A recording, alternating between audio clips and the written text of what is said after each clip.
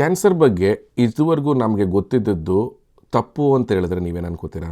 ಈಗ ನಾವು ಕ್ಯಾನ್ಸರ್ ಸೆಲ್ನ ನಾವು ವಿಲನ್ ಅನ್ನೋ ಥರ ದೊಡ್ಡ ಡೇಂಜರ್ ಥರ ನೋಡ್ತೀವಲ್ಲ, ಒಂಥರ ದಾರಿ ತಪ್ಪಿದ ಮಗ ಅನ್ನೋ ಥರ ಅಂತಂದರೆ ನಂಬ್ತೀರಾ? ಹೇಳೋಣ ಇವತ್ತಿನ ವಿಚಾರ, ಇವತ್ತಿನ ಟಾಪಿಕ್ ಅದ್ರ ಬಗ್ಗೆ. ಈಗ ನಮಗೆ ಕೇಳಿರೋ ಕಥೆಗಳೇನು, ಕ್ಯಾನ್ಸರ್ ಅಂದ್ರೇನು, ಕ್ಯಾನ್ಸರ್ ಅನ್ನೋದು ಒಂದು ಡಿಫೆಕ್ಟ್ ಆಗಿರುವಂಥ ಸೆಲ್ಲು, ಅದು ಅನ್ನೆಸೆಸರಿಯಾಗಿ ಡಿವೈಡ್ ಆಗಿ ಒಂದು ದೊಡ್ಡ ಟ್ಯೂಮರ್ ಆಗಿ ಫಾರ್ಮ್ ಆಗಿ ಬಾಡಿಗೆ ಡ್ಯಾಮೇಜ್ ಆಗುತ್ತೆ ಅಂತ. ಅದು ನಿಜ, ಆದರೆ ಅದಷ್ಟೇ ನಿಜ ಅಲ್ಲ. ಒಂದು ಉದಾಹರಣೆ ಹೇಳ್ತೀನಿ. ಮೈಕಲ್ ಲೆವಿನ್ ಅಂತ ಅಂದ್ಬಿಟ್ಟು ಒಬ್ಬ ಸೈಂಟಿಸ್ಟ್, ಈಗ ಕಪ್ಪೆ ಮೇಲೆ ಚರ್ಮ ಇರುತ್ತಲ್ಲ, ಚರ್ಮದ ಕೆಲವು ಸೆಲ್ಸ್ನ ತೆಗೆದು ಕಪ್ಪೆಯಿಂದ ಸಪರೇಟ್ ಮಾಡಿ ಒಂದು ಇಂಡಿಪೆಂಡೆಂಟ್ ಪೆಟ್ರಿ ಡಿಶ್ನಲ್ಲಿ ಇಟ್ಟು ಅದರದ್ದು ಅಬ್ಸರ್ವೇಷನ್ ಮಾಡೋಣ ಅಂತ ನೋಡ್ತಾರೆ. ಸೆಲ್ಸ್ ಆರ್ ಲಿವಿಂಗ್ ಸೆಲ್ಸ್ನೇ. ಅದು ಕೆಲವು ಗಂಟೆಗಳ ನಂತರ ಅದೇನಾಗಿದೆ, ಆ ಸೆಲ್ಲು ಈಗ ಅದಕ್ಕೆ ಒಂದು ಕಾಂಟೆಕ್ಸ್ಟ್ ಇಲ್ಲ, ನಾನು ಏನು, ನನ್ನ ಕೆಲಸ ಏನು. ಈಗ ಕಪ್ಪೆನಲ್ಲಿದ್ದಾಗ ಇಟ್ ಈಸ್ ಗ್ರೂಪ್ ಆಫ್ ಚರ್ಮದ ಸೆಲ್ಸ್. ಚರ್ಮದ ಕೆಲಸ ಏನು ಮಾಡಬೇಕು ಅದನ್ನು ಮಾಡಬೇಕಿತ್ತು.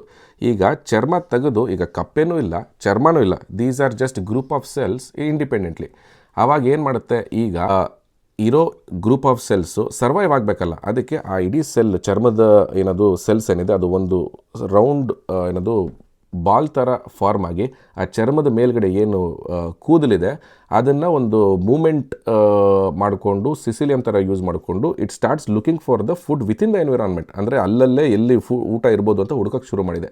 ಅಂದರೆ ಈಗ ಕಪ್ಪೆದು ಚರ್ಮದ ಸೆಲ್ಲುಗಳು ಒಂದು ಗ್ರೂಪ್ ಸೆಲ್ನ ಒಂದು ಎನ್ವಿರಾನ್ಮೆಂಟಿಂದ ತೆಗೆದು ಒಂದು ಪರ್ಪಸ್ ಇಲ್ದರೆ ಎಲ್ಲೋ ಒಂದು ಕಡೆ ಹಾಕಿದ್ರೆ ಅದು ಕಪ್ಪೆ ಚರ್ಮದ ಥರ ಅಲ್ದಿರ ಬೇರೆ ಥರ ಬಿಹೇವ್ ಮಾಡಿಕೊಂಡು ಅದರ ಸರ್ವೈವರ್ಗೆ ಏನು ಬೇಕು ಅನ್ನೋದನ್ನು ಹುಡ್ಕೊಂಡು ಹೋಗಿದೆ. ಕ್ಯಾನ್ಸರ್ ಸೆಲ್ ಕೂಡ ಮಾಡೋದು ಅದನ್ನೇ.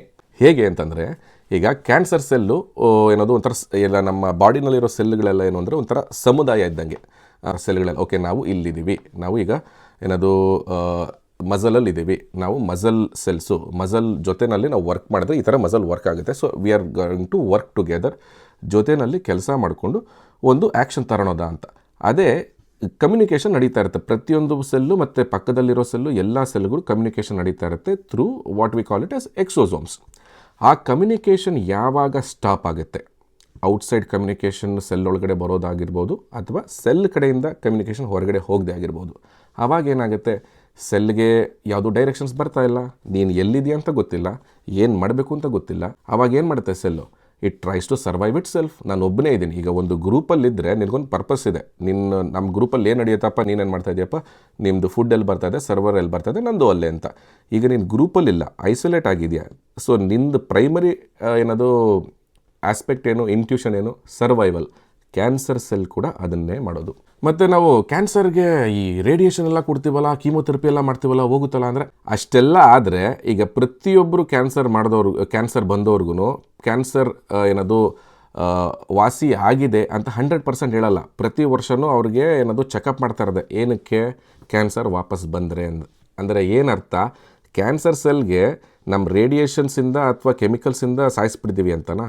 ಹಂಗೆ ಆಗೋದೇ ಇಲ್ಲ. ಏನಕ್ಕೆ ಅಂತಂದರೆ, ಈಗ ನಾವು ಕ್ಯಾನ್ಸರ್ಗೆ ರೇಡಿಯೇಷನ್ ಮತ್ತು ಕೆಮಿಕಲ್ಸ್ ಮಾಡೋದೇನು ಅಂದರೆ, ಈಗ ಪ್ರತಿಯೊಂದು ಆರ್ಗನಿಸಮ್ಗಾಗಲಿ ಮನುಷ್ಯನಿಗಾಗಲಿ ಯಾವುದೇ ಒಂದು ಸರ್ವೈವಲ್ ಇನ್ಸ್ಟಿಂಕ್ಟ್ ಇರುವಂಥ ಆರ್ಗನಿಸಮ್ಗೆ DDT ಪೌಡ್ರ್ ಹಾಕಿದ್ರೆ ಇವೆಲ್ಲ ಹೋಗ್ಬಿಡುತ್ತೆ ಅಂತ. ಈಗ DDT ರೆಸಿಸ್ಟೆಂಟ್ ಹೊಸ ಮೈಕ್ರೋ ಆರ್ಗನಿಸಮ್ಸು ಅಥವಾ ಈವನ್ ಆ್ಯಂಟಿಬಯೋಟಿಕ್ ರೆಸಿಸ್ಟೆಂಟ್ ಆರ್ಗನಿಸಮ್ಸ್. ಅಂದರೆ ಏನರ್ಥ, ನಾವು ಜಾಸ್ತಿ ಪ್ರೆಷರು ಸ್ಟ್ರೆಸ್ಸು ಯೂಸ್ ಮಾಡಿದಾಗ they will figure out other way to survive.